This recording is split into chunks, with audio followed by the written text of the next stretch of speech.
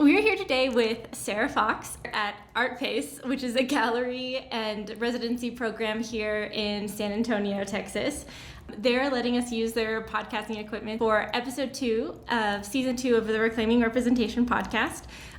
First off, I want to tell you a little bit about what Reclaiming Representation is and what we're doing. So we feature the voices of artists whose identities are often marginalized, tokenized, and excluded from mainstream art culture. It's an opportunity for us to learn about their lives and work while reflecting on the role of art and artists in dismantling systems of oppression. So, But really, it is an excuse for me to talk to artists who I really admire, and I've admired you for a long time, whose work is honest and authentic and gives voice to their experiences. And so today I'm here with Sarah Fox. They are a visual artist here in San Antonio, Texas. And so I wanted to ask you, what is something that listeners need to know about you going into this interview? Okay, so I guess things I would want listeners to know about me is that I've lived in San Antonio for 11 years now. I'm an artist, I'm a mom, I teach at Texas State University. I'm very dedicated to my community. I've worked in several different programs in the city to promote young artist voices or emerging artist voices, clamp light studios and galleries. I ran a little gallery called Brick Gallery for a while. I worked on the board of Contemporary Art Month for a few years. So I think that one of the things that's really special about San Antonio is our artist community and the fact that we all take care of each other. And I hope to think that have been a part of that, trying to promote voices that aren't heard, because I think it's really important. Yeah, and even from my personal experience, so I first met Sarah when we were in a show together at Cinnabar Gallery, a feminist show. Yes, yeah. And so since that moment, I was like, oh my God, your work, it is so interesting to me, and the breadth of mediums that you use, I love everything about it. And so even just me, I feel like I've followed you around, going to openings at Clamplight, and just I also feel like you've really helped me specifically as well. So thank you. Yay! Yeah, well, I love your work too. Thank you. Yeah. So would you like to tell everyone a little bit about what mediums that you work with and your experience with the different mediums? Sure. Yeah. So I don't have a medium I work in specifically, except storytelling. I think storytelling and characters are the thing that run through all of my artwork.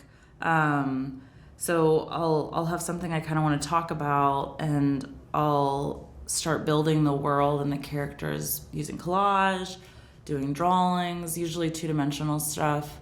And then once I kind of have a grasp on the world and what I want to say, I usually try and move it into something that makes the world in my mind come to life a little bit more. And so usually that's animation. I did stop motion animation, and then recently I've been getting into puppetry and marionettes, and then video art. I eventually want to do live action video. That's my next thing I want to do. But so the media seems to change depending on what I want to say. And I just love learning how to make new things in a new way. So I think part of it for me is just continuing to learn. And the way I learn is by making things. So I don't have a media I work in, I guess.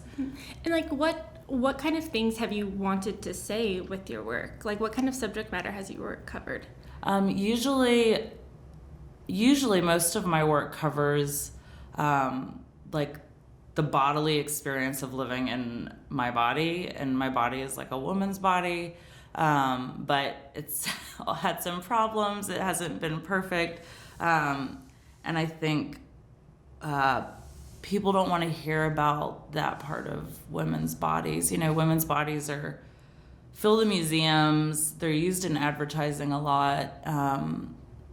They're used to sell us things. They're objectified, and I'm more interested in talking about a woman's body as like a lived experience, and including all the like blood and gross and, you know, emotions that come with that. So that's usually what the focus of my work is. And I tell stories around that. Sometimes it's different. I did work about masculinity for a while, after my son came into my life.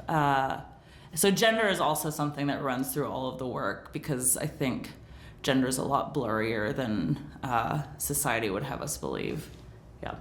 And I'm really curious, because you talk, and I see it in your work, like you're talking about the experience of being in a woman's body, and I'm wondering, like, how does that come into play when a lot of your images are also animals? Yeah. I'm curious if you have anything to say on that. Yeah, I started using animals the first time I went to undergrad, I studied like really traditional anatomy, and I was doing kind of like portraits, you know, just boring portraits of people. And I wanted to talk about beauty, and every time I would draw people, or even myself just as a human, it felt really limiting. Mm-hmm. I feel like when there's like a figure, and I love figurative work, and I still consider myself a figurative artist even though I use animals. But for me, including bits of animals, bits of plants, everything else kind of creates these beings that don't live in our world anymore. And so so we can talk about some of these heavy issues in a way that's a little bit more open. It's like sci-fi or fantasy or something like that you can talk about new realities, your lived reality in a way that's like a little bit safer. Yeah, and in this moment, I'm thinking, like, I think, like, the female body is so, like, it has so many strong cultural connections that, like, by just using it, it's already bringing up all of those connections that are so ingrained into the female body that, like, personify, or, yeah, like, using an animal, it's like we still have the concept of gender, but we don't have the same connections to, like, seeing a female body in the same way, I think, too. Which is interesting. And yeah, definitely connecting to sci-fi, I think is also, totally. Yeah. I love that stuff. Yeah. I'm also curious, I noticed a level of, or would you say it's inaccurate to use the term like grotesque to describe your figures? Yeah, absolutely. Like, some of them in the past have been more grotesque. The ones I'm doing now, I feel like are a little bit more like crude, maybe. Like, but I guess they're still grotesque. I think there's something to me that, so like when you look at an image that's like one of my drawings or collages, when you first look at it, or even the puppet shows, they're a little like uncomfortable to look at, you know, like stuff's usually really inflamed. I'm using this like red on pink paper that kind of vibrates. And they're dealing with characters with heavy issues and stuff. But I think I try to approach the medium and set, like I draw, like I illustrate these things like really delicately and really beautifully. So I think what I like to do is like have the viewer be able to stay with the discomfort at looking at something that is different, new, and makes them uncomfortable. So if I can get someone to stay there for a little bit and look at these things, I just think that's a good experience to have, to be able to like sit with something new that makes you uncomfortable. I think is important, because that's where a lot of fear comes from, and bigotry.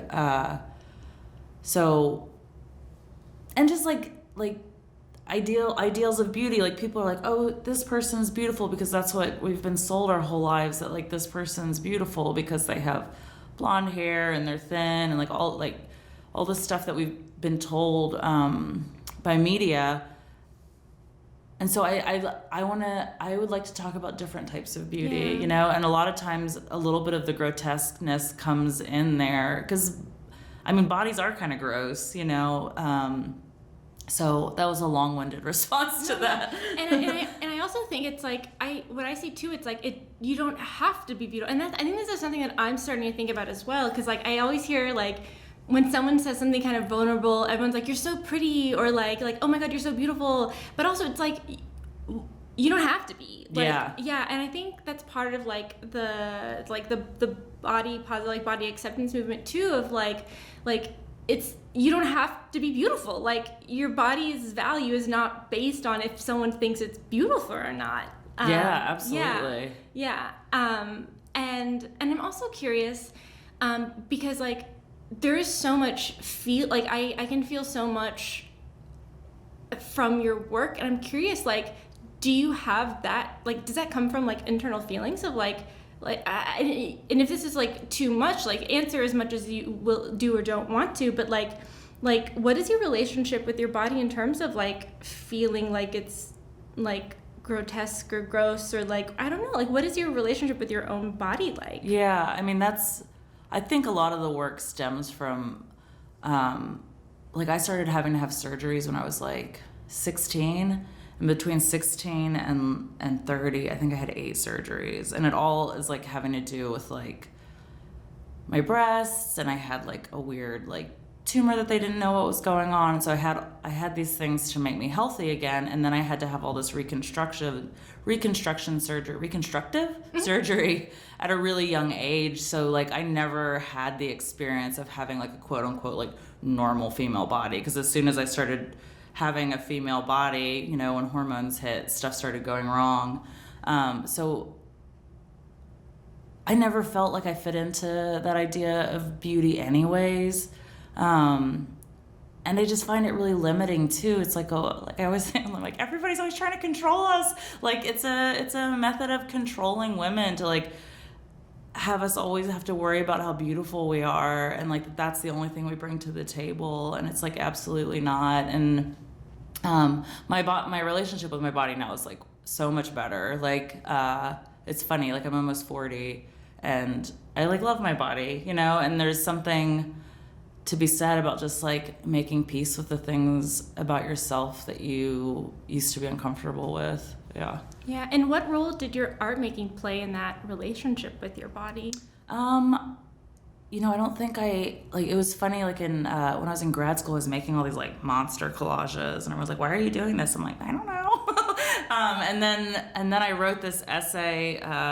So Scott Scherer was one of my art history professors, and it was this class about the body, and you had to write an essay about a time when you felt the most in body, like in your body. And I wrote about these surgeries, like because I was embodied, but like in a terrible way, where you kind of feel trapped in this broken vessel, and you feel like this vessel isn't representative of who you are. And I wrote this whole essay, and it ended up winning an award. It was really like, and I'm not really a writer, but it was a good essay. And Scott was like, do you think this might have anything to do with the characters you're making? And I was like, oh yeah, probably. Like I'm literally like cutting and stitching together all of these like beautiful monsters. So yeah, my art is definitely plays a part in all of that. And like the characters I make, like I love them, you know, like they're all around me in my studio. And it's like a world that I like to live in. Yeah. Yeah. Oh, wow. I didn't even realize that part. And I'm curious if like this, and this is kind of separate, like this is just my own question. Yeah. I probably could ask it later, but like, do you identify with like the disability movement at all? Like, do you think of yourself as like in the category of disabled in any way with like your health journey? I mean, I think that, I feel like maybe that's a really good question. Yeah. I definitely feel, because there's that, and there's the fact that I couldn't ever have a kid. Yeah. And I had to go through all of that. I definitely have made work about that, and about bodies that aren't like functioning as quote unquote normal. I did a lot of work about people born with congenital heart defects, and like I made music boxes because of one of my friends was like that. But I don't know how to talk about it in a good way, because I feel like maybe I definitely make work for people that feel like outsiders, you know, and I think that people that are like disabled, I don't even know how to talk about this correctly, but often feel like outsiders. And so those are the people that I make work for.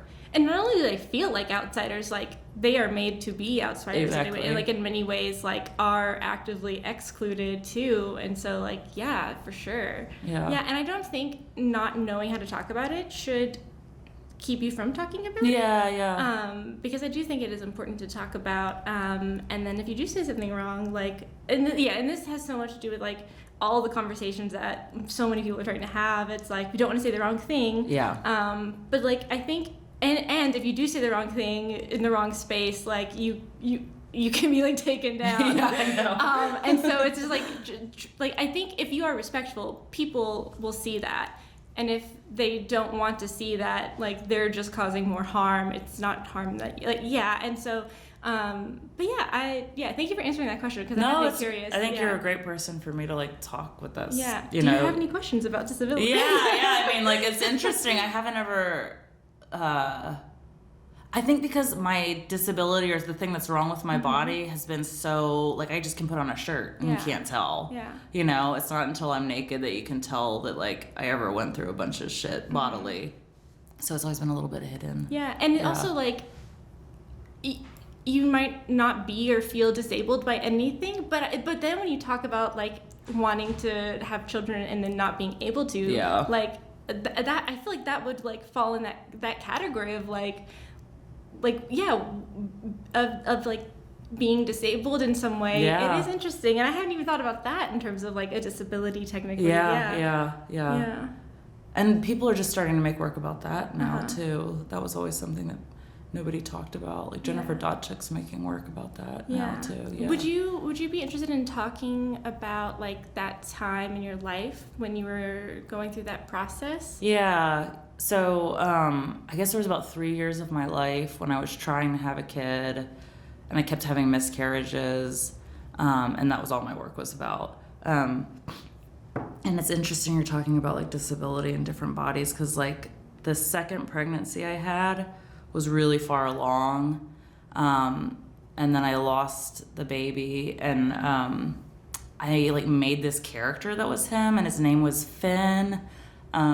And he was like a little freak baby, because they were like, don't be sad because your baby's probably just not like genetically viable. And so like the word genetically viable to me was like kind of cruel, like, and so I made this little like freak baby that I like loved so much. So I made work about that. All the work from that time period is really ethereal and light, because I made stuff out of wax. I would draw on like transparent paper with watercolor, because I so very badly wanted to have a kid, and it just was like slipping through my fingers. This like life was like a thin veil at that point. So I made work about that forever, and it was really cool to make work about that, because whenever I'd talk about it, tons of women would approach me afterwards and kind of share their stories too. So I think I'm glad I made work about it. Thank you for sharing that too. Yeah. That was something that I was hoping that I'd get to hear you talk about more. So I'm curious, like, what are you currently working on now? Okay, so I have been working for over a year on this puppet show. I got a city grant to help me pay for it, pay for the making of it. It was supposed to be at the McNay. I got invited to participate in an exhibition at the McNay in December of 2020. And I've been working on this puppet show that deals with female desire, feminine desire, the female body, sexuality, and anger because of where we're living now in Texas, and the government's trying to control not only our bodies but transgender people's bodies, LGBTQ bodies. Like, they're trying to control everybody's body, and it's really frustrating. So I was making this puppet show. I've been working on this puppet show for a year. I did a lot of drawings. Like I said, I kind of built this world by making drawings about it and characters. And it's been completely consuming my life for a long time. I worked with 3 other artists on it: JJ Lopez, Anders Lilleberg and Stephanie Estrada all helped me make it. And then I guess it's been about 2 weeks now, the McNay pulled my piece from the exhibition because of the sexual content in it. So that's what I've been working on. I have not been able to make art since then. I mean, it's only been 2 weeks, but like the puppet show is my whole life right now. And my kid, but yeah. I'm curious, like, what happened exactly, like, and what has, like, that felt like emotionally, like, what kind of emotions have you been going through? Because I heard an interview on TPR, and you just, like, started crying in the interview, and I'm curious, like, I don't know, like, what feelings are you having right now? All of them. Yeah. Like, the first feeling was complete and utter shock because I really thought they had my back on this. Like, I'd been checking in with them, you know, showing them the drawings I was doing, showing them this marionette that I had made that, like, had a working penis. Like, it's like, you know, like a little baby carrot penis. It's very cute. Wait, but an actual baby carrot? No, but it's shaped like that. That's like the shape of it. It's very, like, sweet. I thought they were on board, you know? Like, I wasn't making this work thinking, like, I'm gonna shock them. I was like, yay, I finally have, like, a team of people that understand me and, like, what I'm trying to do. And I've never been censored before. And I have, like, for Artpace, I made a giant naked lady monkey in the window, and they were, like, supportive of it. So I think maybe I'm naive in thinking that, like, I just thought it was going to be awesome and that they were going to love it. And then they didn't love it. And that was really disappointing and really disheartening to have something you've worked on for a whole year and, like, put your whole heart into. And, like, it's been stressful. It's been exhausting. So the first feeling was sort of like disbelief and disappointment, quickly turned into frustration, because the conversations we were having felt like they weren't going anywhere. You know, I wanted to show the work that I've been working on for a whole year. I was, like, fine with putting it behind a curtain and putting, like, warning labels so that people could opt in or out of seeing the work. Because I get it. It is triggering. Like, it is, you know, if you're not, and it's not for everybody. It's not for little kids. I made work for adults. And so that was frustrating. You know, I was told that I could show old work.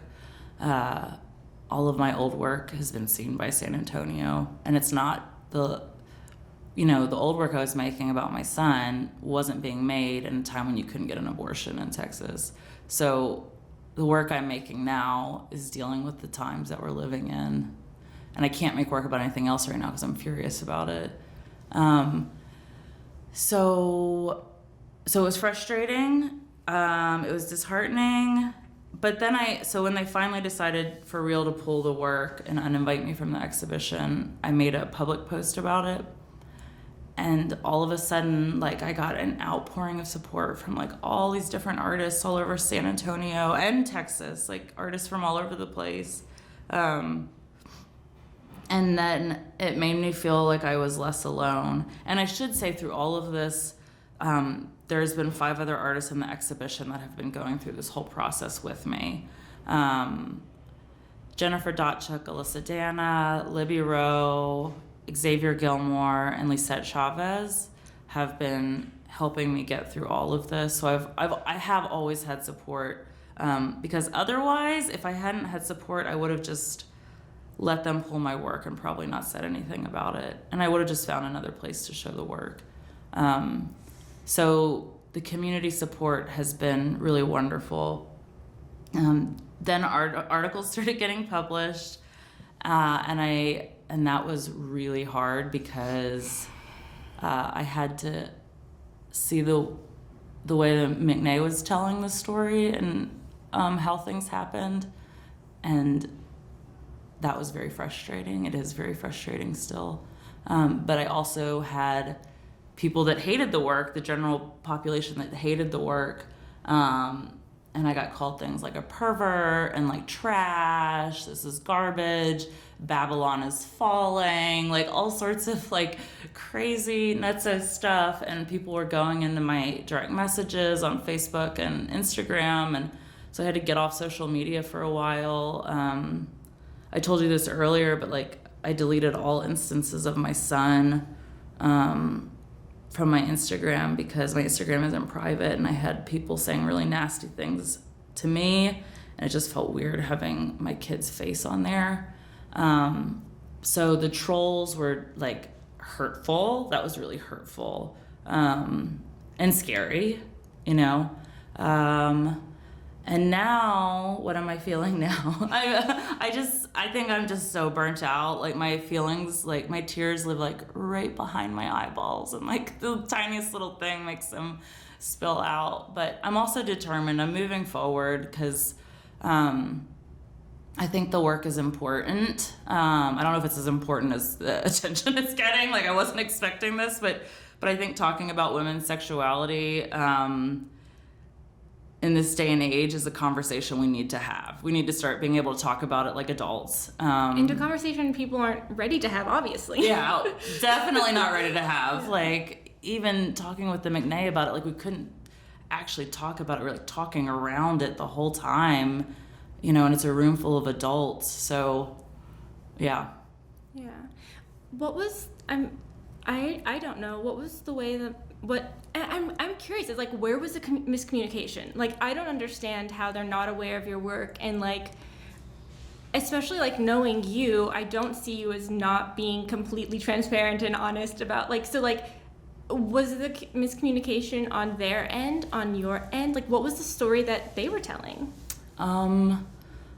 I don't know. The answer is I have no idea what happened. Yeah. I don't know if somebody else saw the work and got shocked. I don't know what happened.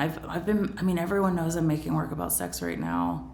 I've been very open about it. Not just sex in the body, but sexuality is a big part of it right now. I don't know what happened. Yeah. Yeah, I have no idea. And I'll let people read the McNay side of things because it's frustrating for me to even talk about. Mm-hmm. So if I do talk about it, I'll get all like sassy. Yeah. And we'll probably end up linking it in the resource page on the website as well. Yeah, and they can read how the McNay's been talking about it. Mm-hmm. Yeah. I'm very proud of you. Thank you. And I'm also so sorry. But also it's like, yeah, like, even like your work, even people not seeing the work is an example of like what the work is about. And yes. Like really goes to show like what are things like in Texas right now. Yeah. And I'm so glad that you can experience the support that you have been experiencing despite all the really scary consequences that have also happened because of what's happened. Yeah. And we'll talk about that more later because I do want you to talk more about your artist community as well. Okay, yeah, I'd be happy to. Yeah. So I think I heard if people want to be able to see this work eventually, will they be able to? And do you know where and when they will be able to?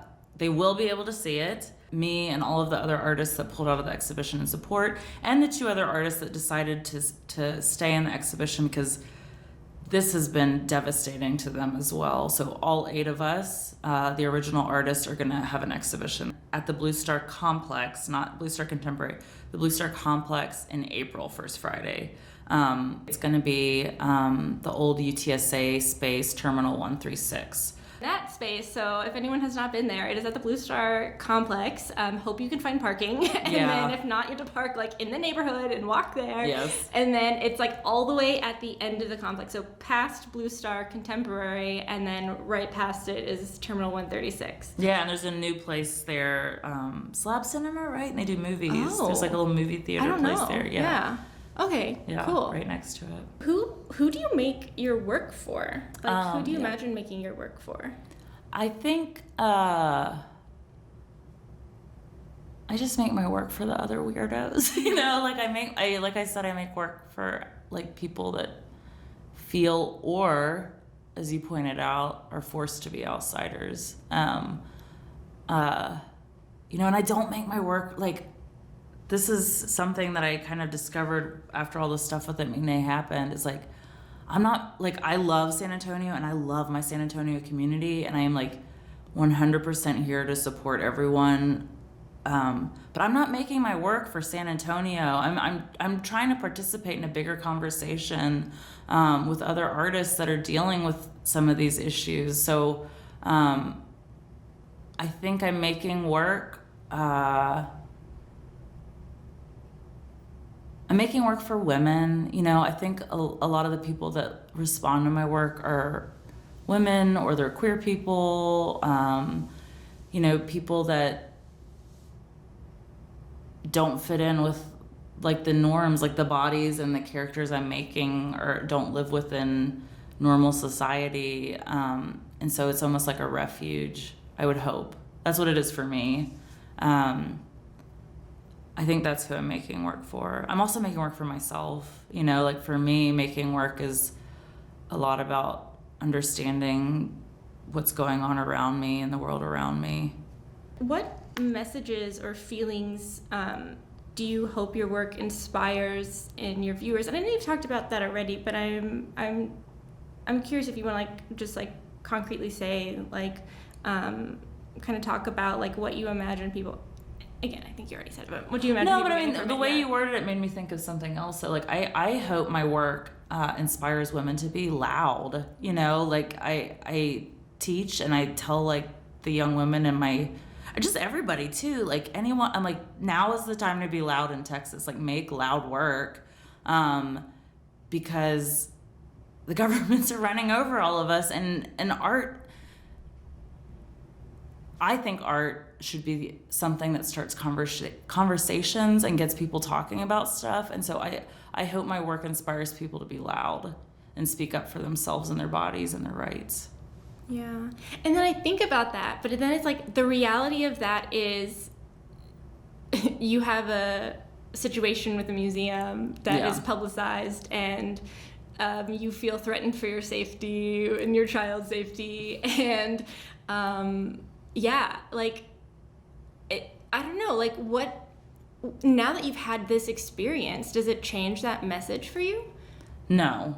Yeah. It doesn't. And that's why, like, even though I'm all like sad and like crying all the time because of it, like I wouldn't have it any other way. And I think we have to go through this stuff if we want to see any kind of change, because I think stuff's getting scary in Texas, and we just need to fight back against it, and fighting back comes at a cost sometimes. Mm-hmm. Yeah. And it's like this whole time your work has been about discomfort, and it's about the discomfort of the body, and now it's like this different discomfort. And I am curious if that ends up playing in your future work as well. Yeah, that's true. Everyone's like, make work about it. I'm like, I'm not ready. Yeah. Oh, yeah, of course. Yeah. Of course. Yeah, but I'm sure it will eventually, you know. It's also just like solidified for me my goals as an artist, and like me being in fancy museums has never been one of my goals. Like my main goal as an artist is my freedom, and to be able to make whatever I want. And you're being true to that. Yeah, and so I'm like, that's more important to me than a museum show, so that's what I followed. Yeah. And I did want to like point out, because we've kind of briefly hinted about it but not explicitly said it, like yesterday Abbott is now making Texas an unsafe place for trans children and parents and caretakers and caregivers of trans children who want to acknowledge and like care for their trans identities. Like if you support in any way trans children, it is now seen as child abuse. And that's really scary. Oh, it's like, awful. I think I cannot, I've never understood the feeling of unbelievable more, where it's like, I keep thinking about it and I'm waiting for like it to change. It's like, oh no, that's not what it was. It was something else. But like that is what it is. And it's so scary. Yeah, it's scary, and it's so fucking mean-spirited. Mm-hmm. Like, what do those kids have anything to do with Greg Abbott's life, you know? And like these politicians that are like, it's none of their business, you know? And I don't know why they're doing this stuff. It's political, it's hate-filled, it's fear. But yeah, it's devastating. Yeah. And then it puts people who are mandatory reporters in this position of, are they going to like break the law to protect trans children and risk like it's the same kind of feeling of discomfort that you're going through as well, where it's like, oh, do I put my job at risk to like do what is right, or like people are going to have to make those decisions to navigate that as well. And teachers already have so much on their plate, you know, and I think school a lot of time, and teachers sometimes, for some kids that didn't have support at home, like that could be a sanctuary where they felt safe and like they were able to be themselves. So taking that away from them is, it's cruel. Yeah, and not to make you cry more. I know, it's okay. It's just like, how does that make you feel? Like, how do you feel raising a child in this world? It's scary. I'm scared of all the guns, you know. I'm scared of him growing up and not having autonomy over his body.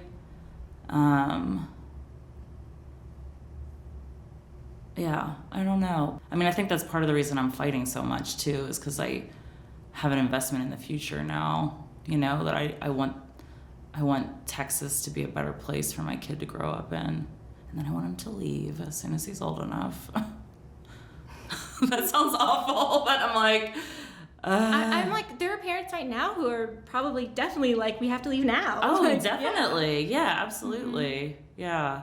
I mean, I'm dedicated to trying to make Texas a better place and a safer place, but sometimes, I mean, if I had a kid that was transgender, I'd be out of here in a heartbeat. Mm-hmm. You can't raise your kid in a city, in a state like this. Yeah. Mm-hmm.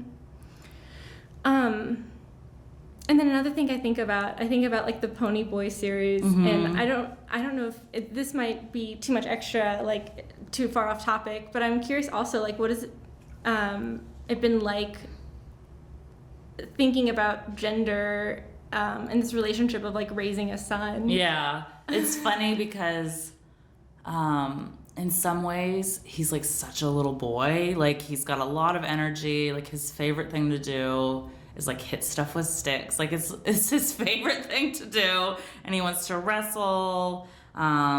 So like me sort of embracing like little boy energy has been really cool. But then also, like, last night we were having this conversation, and so he keeps talking about babies and like babies and bellies, and he was like when he gets older he wants to have like a baby in his belly, and I had to be like, is probably not gonna happen for you, you know? And like, it was really sad for him. So like, and I get it, like, it was really sad for him. And he was like, what if we just pretend? And I'm like, yeah, let's just pretend. That's so interesting too, with like your relationship, but like yeah. No, I mean, he was asking me, he's like, do you have a baby in your belly? And I'm very clear about, I'm like, Mommy can't have babies, you know, like, I can't have a baby in my belly. And he's like, well, then I'll have a baby in my belly. I'm like, you probably can't either, man. You know, like, so I haven't specifically talked to him about like adoption yet, because this is the first time. That's what I was wondering, if you talked about that. It's funny, I read the book, I made him a book about adoption, and I've like started reading it to him, but like in the last month is like the first time he's even like made the connection that babies are in bellies. So it's coming. Yeah, it's coming soon. Do you know how you're going to talk to him about that? I think it's funny because like I don't think he's gonna think it's weird at all. And have you talked to other adults who were adopted children? Have I talked to? I'm sure I have, and I have two really good friends that also adopted their kids. I've read a lot of books about it. And that's kind of why I did a whole body of work. Like, there's a lot of importance placed on like their birth story, you know, and we were really lucky in that my kid's birth story was like really sweet and wonderful. And like, we have a good relationship with his birth mom and his biological brother and stuff. Does he get to like see them? Yeah, we see each other at least like once or twice a year. It's been crazy during COVID's made it a little bit trickier. But yeah, he knows who they are. I don't think he gets who they are yet. But he's getting old enough now where the conversation's coming. And at first it was really scary for me, the conversation, just because I didn't want him to be sad. But the more we talk about it, I think it's not going to be, because he doesn't know anything else, I think it's going to probably be fine. Yeah. You know, like we have the quilt I made for him, and I was talking to him about it. I'm like, see that little pony in this lady's belly? Like, that's you. And like, this is me. And so I'm trying to talk to him about it, but he still just wants to have his own baby. And I will say, like, I was obsessed with, like, the idea of, like, pregnancy as well. Yeah. But, like, I very, like, once I thought about it, I was like, I never want to do this. And so, you know, he'll work through this. Yeah, he'll work through it, exactly. Yeah. Oh, that's so sweet. I love hearing about him. Every time I think about him, I think about his, like, ham stage. Yes, the ham, like putting ham. He still has a ham stage.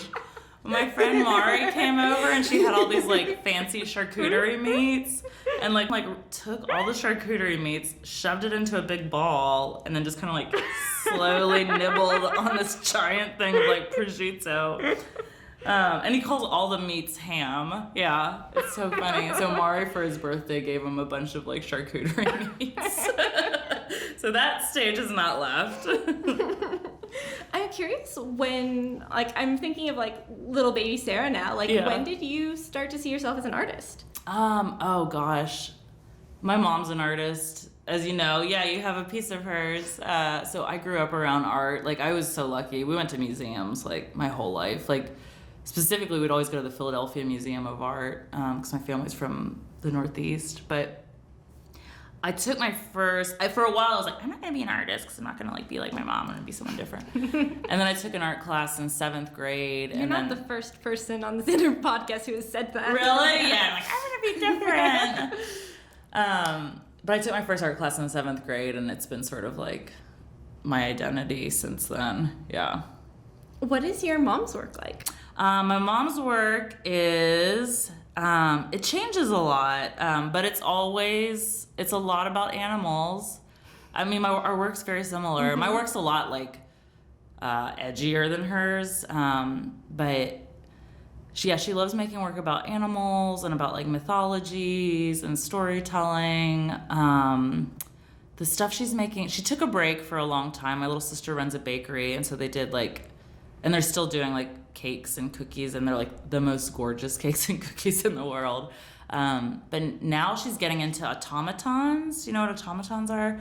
So she's making this like jumping rabbit automaton. So she's doing all this like engineering kind of problem solving stuff with these like little wooden rabbits.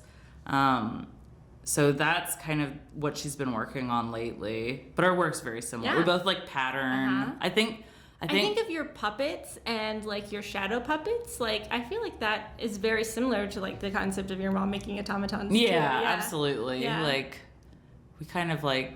What does she think of your work? She likes it. She's also like a little more conservative than I am. I remember one time I had this drawing of a skunk with like a butthole, like a skunk lady with a butthole, and she sent me this text that was like, I just think, the butthole is distracting from your beautiful drawing skills, and, I think you should get rid of the butthole. And I was like, the butthole's not the whole point. But like, and she saw my puppet show, the puppet show is kicking up such a stink, and she laughed through it, and she thought it was funny. But I think she's really proud of me right now, which is really cool. I also wonder if she worries about you. I don't know. She kind of knows I'm like a strong, tough lady. She was like, I told you, stop drawing buttholes. I know, yeah. She's like, you didn't listen, and now look what's happening.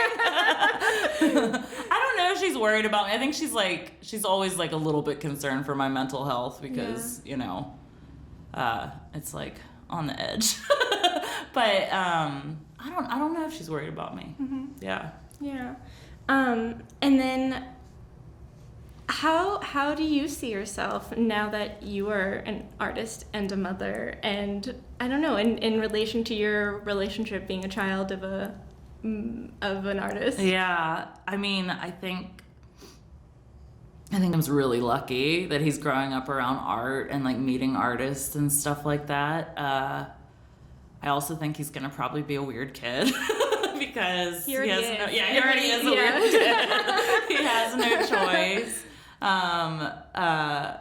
But I think one of my main goals as a parent, I think art fits into this, is like I just want my kid to be like whoever he is, you know, like I want him to like not ever have shame about who he is. Like I want him to be like a brave weirdo that like just accepts themselves fully. And I'm hoping the art helps with that. And then his dad's super into music, so he gets like a lot of the music stuff from his dad. So yeah, I don't know if he's super into art. He's much more physical than I was. Like he wants to play sports and stuff, so I have to like figure out how the hell to do that. But yeah, so I hope he just is whoever he wants to be. Yeah. And so in the last episode, I talked about my experience of masking, and I'm starting to realize like children are going to, like children are. I also have this thing where like when I was in the office, people would talk about their babies, and I'd be like, oh, I totally understand, my kitten. Yeah. And they're like, no, it's not the same thing. But I was going to say, even when I look back at videos of my cats, when they were little kittens, like I can see their personality in them from that moment. Like it's still there. And so it's like children are little people, humans, are going to be who they are no matter what. And it's like your son was going to be whoever he was, like, and if he was in a different environment, like that little person was still in there, but like how he was treated and either let be that person or not, like will determine like, you know, what he grows up to. And so like I can see like some people saying like, oh, like you're influencing him, and you're like, I don't think your intention was I'm gonna make a little weird neat freak. No, but you ended up getting a little meat freak, and so you're just gonna let him enjoy it. And I think hilarious. That's so like, I don't know, like that's so special that like, and if he decides like, okay, I had my ham stage and like I moved on, or if he ends up like who knows what, like being like an NFL player who has like, you know, like a meat sponsorship or whatever, like who knows. And so and it's funny because like I remember talking to Chris Sauter about this. I'm like, oh my gosh, like what if he ends up being like into like football and stuff? And Chris was like, that'd be awesome, because he would be like an open-minded, like kind masculine football man, you know. So I don't know if he's going to be into that, but like I hope wherever he, for the sake of his brain and not getting concussions, I hope not. Same. I don't want him to be but like whatever he ends up going into, I hope kindness and being understanding of others follows him through that. And I don't see how it couldn't, like, he's a really like that's guaranteed boy. Like it's gonna happen, you've already done it. Like, he's a maniac though. Oh, I love you. He's a cutie. Where do you see yourself going with your art in the future? And I know right now it's like you don't know, like you're in this transitional period. Like I don't know, I guess before this happened, where did you see your art going, and how has that changed now? Yeah, it's so funny. I was like ready to move on from making work about sexuality. Like I was gonna start making work about, you know, chosen family versus like blood family, and like choosing the people that make up your family in life. But now I'm like, maybe I need to keep making work about sex, since it's like so topical and people are so pissed off about it. I see myself, I'm gonna get to speak at Planned Parenthood. I would like the work to be a little bit more directly focused politically. Like I don't know what that looks like, but when Planned Parenthood reached out to me to come talk, I was like, yes, this is what I want, you know, like to actually like help create some change. I don't know if that's gonna happen, but you know, that could be a goal.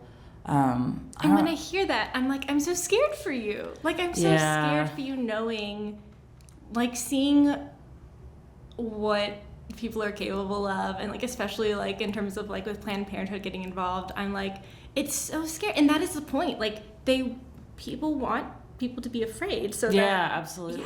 And it's No, and I've thought about that. Like, for me, when I get scared about my son, and I'm like, he has his dad, and like that's so dramatic, but like, I'm like, I'm not his only support system. Mm-hmm. I think I maybe would act a little bit differently if I was his only support system, but, yeah, like, I'm not gonna back down. Like, I'm like watching all this stuff happen politically, and I'm like, how is this happening? And like, I don't have a whole lot to lose besides like my kid, but so I'm just determined to keep fighting. Yeah. Have you thought about like what boundaries that you need to set in place to make sure that your mental health is taken care of and your family is taken care of? No, I mean, I have with my family. Yeah. Like, I think separating my work from my son was part of it. My mental health, I need to be better about that. Are you in therapy? I'm not, but yeah, like I should be. Like, I've been in therapy a lot. Yeah, I'm not great about taking care of my mental health. Like, one of my friends, Mari, like, she's like so smart, but she's also like I talk to her a lot through all of this. She's like, you need to like go on a walk, like take care of yourself. Lisette too, like Lisette's been through a lot, and she's had some really good advice about taking care of yourself. I do yoga, but yeah, I need to be better about it. I do. Mm-hmm. And I'm really curious what your answer will be. Like, what do you feel like you're a successful artist?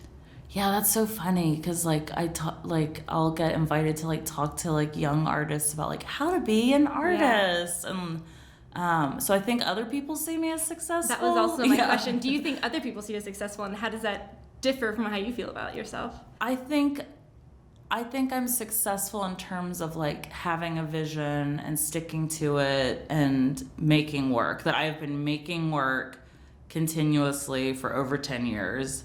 So in that way, I am an artist and a successful artist. Like, if you throw money into it or employment, like, that is where it starts falling apart. Like one of my pieces of advice I give to like younger people who really want to be artists is I'm like, just get used to like not like to live it to like being able to live on not much money. Like that's important. So I think if we're talking about my goal of being an artist that makes whatever they want, then yes, I'm successful. Mm-hmm. Yeah. And that would be my next question of like, what does it mean to be a successful artist to you? Yeah. I think it depends. Like, everybody has a different answer. Yeah. And for me, it's been freedom and also travel, which I get to do a lot with residencies. So like this summer, I'm going to the Canary Islands for an artist residency for a month. So that checks off another one of my successful boxes, which is like using my art to get to see new places and then getting to make whatever I want. I also wanted to kind of let you talk about your experiences with the residencies and also having a kid and like being a mother and being an artist, because that's something I think about with you a lot, and I'm wondering if you can kind of share some of your experiences that have been positive and some of the things that have helped you to be able to do this while being a mother. Yeah, it's hard. There's all different reasons it's hard, but like, yeah, I do residencies still. Like every year I at least do one that's at least 3 weeks long. And when he was littler and a baby, it was hard in a different way. I think there's some judgment that happens, and I just have to like ignore that and treat myself like a professional. Like, I'm a professional. This is for my, growth as an artist. And also as a mom, I don't have much time to make work. And so those 3 weeks a year can really help me push through a new idea and like get a body of work going. They're really important for me to have a little bit of uninterrupted time to make art. As he gets older, it's hard because I just like really miss him, like I keep crying about the idea of not seeing him for 3 weeks, but he's not old enough to like go on a residency with me yet because he's like a maniac and I can't get any work done around him. But I look forward to the day, and I think it's close, when he can go with me. And there are a lot of artist residencies out there that let you bring your kid. Women's Studio Workshop I did with, and that was amazing and really special. But they also like paid for me to have him in daycare the whole time. They like paid for me to be able to rent a car. So that sort of support is very rare. Like even places that are like, bring your kid, they're like, bring your kid and you watch them the whole time, which is, for some kids, I think, like my sister's nieces, or my sister's kids, like they would probably sit there and draw all day, but that's just not the kind of kid my son is. I actually was gallery attending here at Artpace when you were doing your main space exhibition in the window. Yeah. Would you be able to talk about that a little bit? Yeah, so that was really cool and exciting. And I got that because my son's adopted. It's like I had all these opportunities, and then like we had a kid in 4 months. So it was like, I still was like, I guess I'm gonna still do this stuff with a baby, you know, and I wasn't having to go through a lot of the things that women that have just had a baby go through. Like, you know, he was never breastfed. I didn't have to like deal with the hormone changes and like my body. So I was still kind of operating as I was. So I just brought him with me to the gallery every day at Artpace. And he was so little, I put him in his little like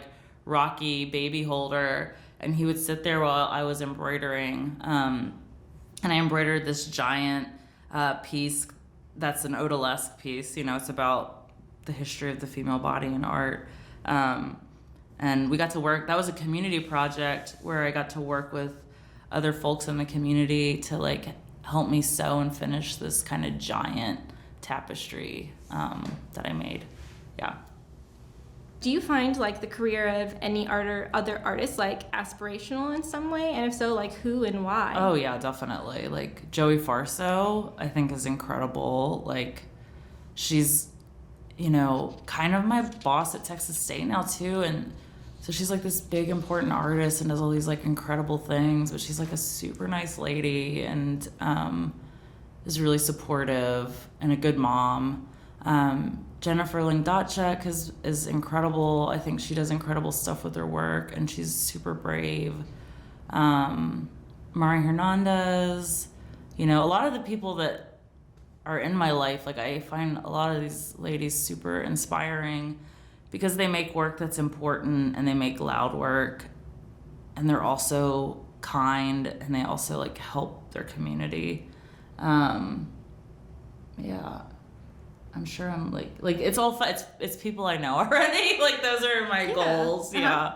Yeah. And it's great that like you are surrounded by people that can be aspirational and like help like support you as well. Yeah. And I think it's interesting like a lot of these people also have like very supportive partners, and like in the world that we live in, we're like it's set up for women to be like controlled and supported by men very much, and so it's like I don't know if is there anything you want to add in the situation of like how maybe like difficult it is to like be kind of on your own in some ways, like and then not like that's a good question. Like I am like there's definitely times where I'm like, this would be so nice if I like had some help with this, but I think also you know, one of the reasons I am single is because I wanted to be able to do what I wanted to do, including going on residencies and stuff like that. And so for me, being single, it's more tiring, I think, maybe, but I think being in a relationship is exhausting too, because you have to like always communicate about everything. There's a lot more uncertainty, I think, probably, and like a more unstable feeling of security. I don't know. Being single, there definitely is. Yeah. Like, you know, like I got health insurance and I'm like, yay! You know, like you're on your own with stuff more. And my family's not here. I have a really good relationship though with his dad, and so we help each other a lot through all that stuff. We're still friends. But yeah, I think it's harder in some ways, but I'm also like, every time I try and like be in a relationship, it just doesn't work because I'm like very independent, you know, and I'm willing to make compromises in my life for my kid, but I'm really not willing to make compromises in my life at this point for a partner, which is the honest truth. Yeah. And often the kind of compromises that, like, especially like women are expected to make, like, we're expected to make a lot of compromises. Yeah, exactly. And it's not always like equal and fair, and so like if I find someone that's gonna actually help me and not expect me to take care of them, like that would be cool. Yeah. But it hasn't. Like I don't want to take care of a man. Yeah. Right now. Or maybe I'm already taking care of. Are you in the position to like be interested in dating women, or? Yeah, I mean that's something I've tried, and you know, like I've tried that too, and that also is a lot of work and compromise as well. So I shouldn't be shouldn't be like, men always want to be taken care of, but I think I just don't have time in my life for a partner right now, like, and I don't want one. Like, I love my kid, you know, like, and I love my art, and I love my freedom and my friends. I feel like I'm not missing out on anything. I think it might change when my kid gets older, but right now, male or female or anything, you know, anyone, I don't have the time for a committed relationship. Yeah, and I think a lot of people feel that way, but like, I still think people are made to feel like they're saying something like wrong almost when saying that. Yeah. It's like, Yeah. And it's great that you can say that and know that. And Yeah. Yeah, but I know people are always like, I'm like, nope. Yeah. Yeah. Have you tried to be on Tinder? Like, Yeah. I'm like, it's a nightmare. And I want to ask you, so we've talked about community a lot. Like, what is your artist community like, and what kind of support do you get from people, and like what allows you to like be an artist? Yeah, I think San Antonio is great because there's some cities where it's like hard to get your work out there and it's hard to get a show, and I just don't think that's here. I think we have so many artist-run spaces, and so many cool like First Friday, for example, where like everyone comes out to see art, so it's pretty easy to get your work out there. I find that amazing. And so I was able to show pretty easily when I got to the city. Do you feel like people buy art here? No. Okay. I think it's hard. That's the thing, is like I can't make a living from my art. Mm-hmm. Also, my art's not for everybody, but I make a living from teaching. Yeah. 'Cause it's like, what is support? Like, yeah, that's true. What does that mean? Like, yeah, that's true. They see it, cool. Yeah. But like, then what, right? Yeah. Well, we do get financial support from the city. Like, I did get a grant. I think it's funny because like I think of the artist community like as my family, like, I mean, you know, we had my son's birthday and it was like a lot of art folks, and like, you know, like Nina Hassel has like helped me get through so much, and she's like an integral part of the art community here. So I think it's really supportive. I think maybe some of the bigger institutions need to get on board with the really special community that we have here. And that's not just a San Antonio problem. Like, that is that's what this podcast is about. Yeah. System-wide issue. Yeah, systems of oppression, you know. Yeah. Yeah. Okay. How would you describe, like, what does, and I think you've talked about it a little bit, like, to be an artist is to, like, to be able to like communicate things, and it's like a form of like healing in a way for you. Like, what does it mean to be an artist? I mean, for me it's like almost spiritual. Like, it's like this sounds so hippie, but it's like a spiritual path. I literally said the same thing in my interview. Really? Yeah. And I don't know how to talk about it, so please keep going. Like, I think it's like, for me, you know, and it's funny because it's different than a lot of spiritualities where you're like, don't ask questions, don't push back. And like art's like, ask questions, always ask questions, constantly ask questions, and like push back. And, you know, and part of that is like so I follow this path of like asking questions and pushing back against things I think aren't right. And then making something visual out of it. So it's like you're taking your internal stuff, your internal dialogue, your mind, the things you're thinking about, and then like putting it outside of yourself into making something. And then that object, that thing that you have made, or the video, it doesn't have to be an object, then like creates a dialogue or community around these thoughts and questions that we're all having. So, you know, and sometimes we live like monks, and we have very small places that we live. And so, yeah, for me, it's a spiritual path. And it's something I've dedicated my life to. And I think it's a worthy thing, even if it's not always easy. Yeah. And this is another question, like, what is the cost of being an artist? Yeah, I think, like, the cost is, like, I've had to stop comparing myself to my cousins that are my own age. Like, I have a huge family in New Jersey. We're, like, Irish Catholic. And, like, all my cousins have, like, nice houses and, like, way more money than I do. And, like, they're more successful careers.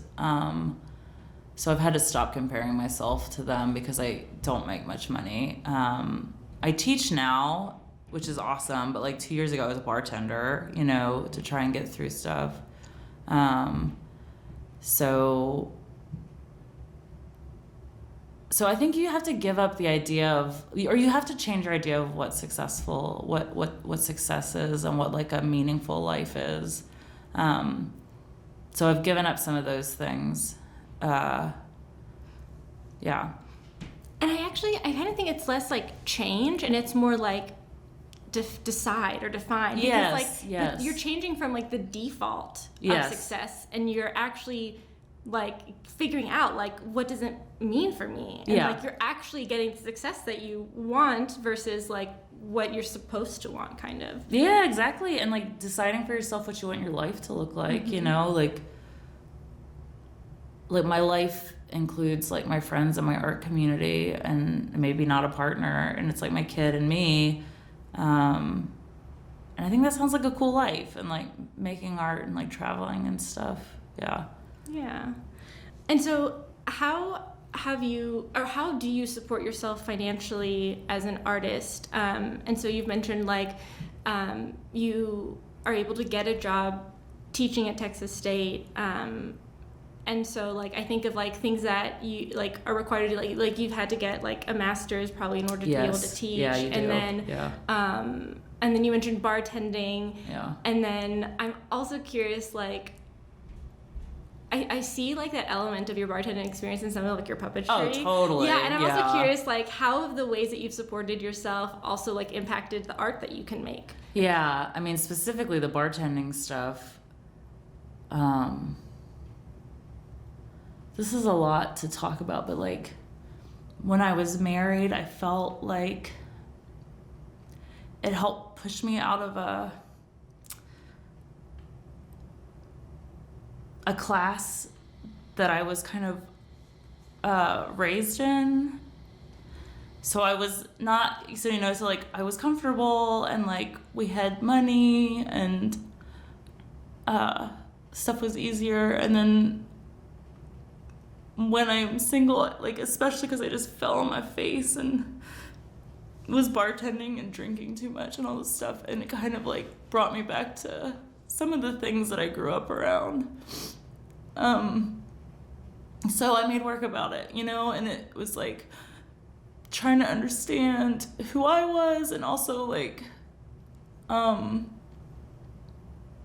make a place for those people too in museums and institutions, you know. And I'm really proud of myself that I was able to start teaching and make, because that's healthier for me than growing up, or than working around bars and stuff, because I like to party too much. If I'm being totally honest, yeah. And that shows up in the work, Yeah.